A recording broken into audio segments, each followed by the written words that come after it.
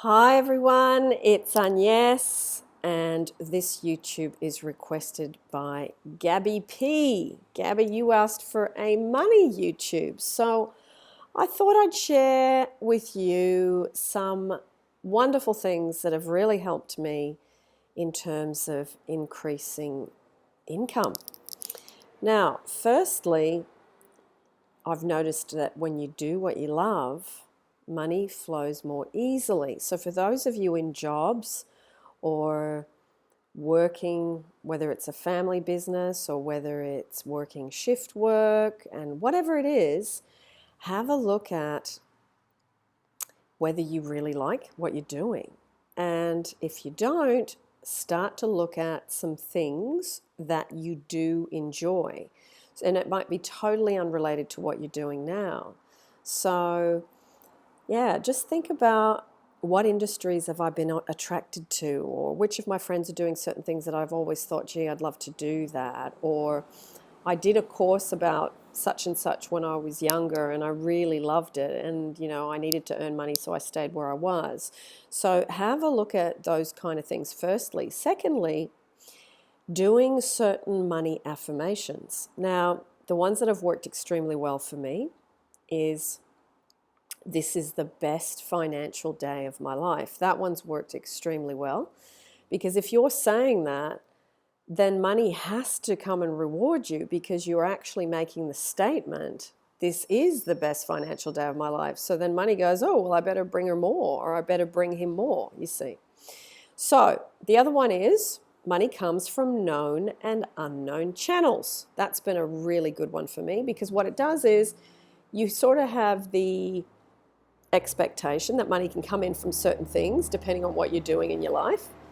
But then it's the unknown channels or the unexpected channels that bring in something out of the ordinary. That's where the magical part is. That's where the bigger part is, I find. Because if you're working in a job or a business or whatever you're doing, from where you're standing, there's usually a ceiling of how much you want to make, especially if you're working in a job. Your boss can only pay you so much. So saying from known or unknown channels are, it's a much bigger reservoir of money that can come in. So that one's worked extremely well. And then the third one, money comes in faster than I can spend it. That's been extremely, really helpful for me. And then it can come from anywhere as well. Money comes in faster than I can spend it. It doesn't say from where, doesn't say how or when. So it's a nice kind of umbrella, open-ended statement. So that's really helped. And also, in my own life, people used to say, oh, just repeat the affirmation, I am wealthy. Well, that didn't work for me because I'd never been wealthy. So saying I am wealthy isn't a feeling or something that I would know. So it was a real thing for me. Like, I couldn't work out how to get around that. And I worked out that if I said I am free, because I was thinking, okay, well, hang on a minute. If I was wealthy, I'd be extremely free. I could do what I want when I wanted. So I was thinking, okay, well, I'm not free during the week because I'm working, but I am free on weekends. And if I go for a walk on the beach, I feel free. And if I go hiking or into nature, I feel free. Yes, it might just be for 2 days, but I had these pockets and moments of feeling really free. And I thought, okay, well, this is how I would feel 7 days a week, not just on the weekends. So I kept working on that affirmation. I am free, I am free, I'm free, I'm free. And that, it just started to make me feel better. And as you feel better, because as you know, as Abraham Hicks says, it's a vibrational journey. So in this moment, it wasn't about me going from having X amount of money to a bit more money. It was from me going from me feeling trapped and then to being free. That was the emotional journey. So I did it more and more and more because I was feeling trapped at work, and I really didn't like the people I worked for, and I didn't like what I was doing anymore.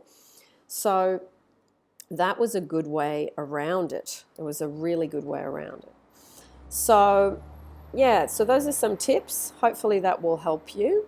And also, a basic thing, if you're in debt, I made a decision when I was nearly $40,000 in debt that my choices and my decisions got me to where I was, which was in the negative, in the minus.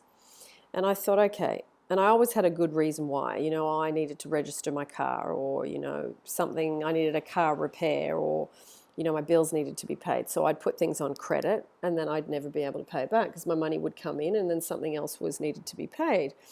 So I made a decision and I set the intention, one day at a time, I will not go into debt. And I thought, okay, if I make that decision, then I'm not going to go any further backwards. And what happened was, over time, then when I did get money, I would clear a little bit of debt. I would clear a little bit of debt. I would clear a little bit of debt.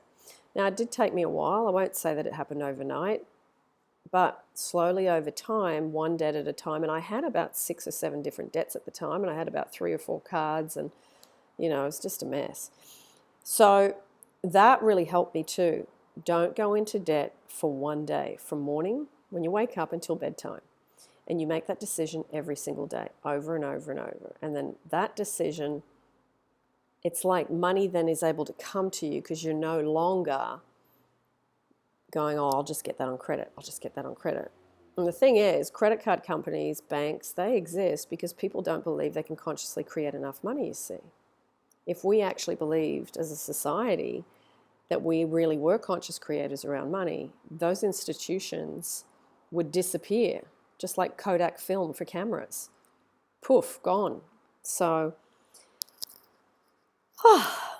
food for thought.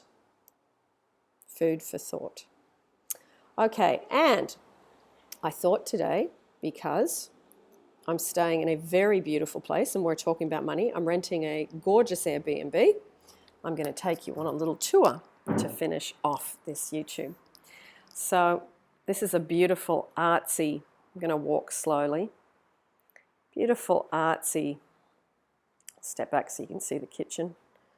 It's a artsy getaway. It's an old warehouse in Sydney, and it is renovated, but they've left the old features. See the old brick wall? And beautiful old wrought iron railing. It's a bit hard to do this on the Mac, but anyway, you'll get the idea. And lovely paintings on the walls. Lovely rugs on the floor. Let's take you around here again for a bit because I think I missed. It's just gorgeous. Now, let me take you down the hall. Just want to show you, for those of you that like really beautiful interiors and love, you know, getting on Pinterest or Instagram to have a look at stuff. And I've put an old fold away screen behind the bed. It's the most comfortable bed I've ever slept in. And the bathroom,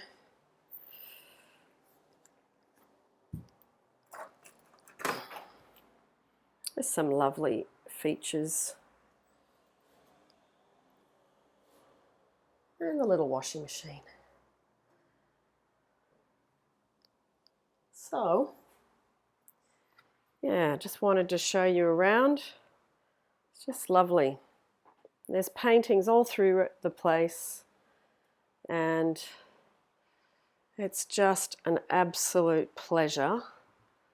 Pleasure, pleasure, pleasure to stay here and work here while I'm in Sydney. So,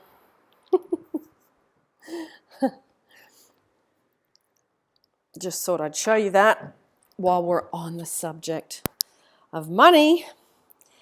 It's nice to enjoy having a little bit and being able to, you know, just do the things you want to do. And for me, staying in beautiful places as I move around and being able to enjoy Airbnbs and be able to bring my mum here for her to have a holiday, it's just a lovely thing. So thank you, Gabi, for asking for that, and lots of love. I will put the money playlist. I did a money playlist some time ago. I will put the money playlist down below for those of you that want to do some meditations or listen to some good money stories. That will be down in the description for you. Lots of love. Mwah!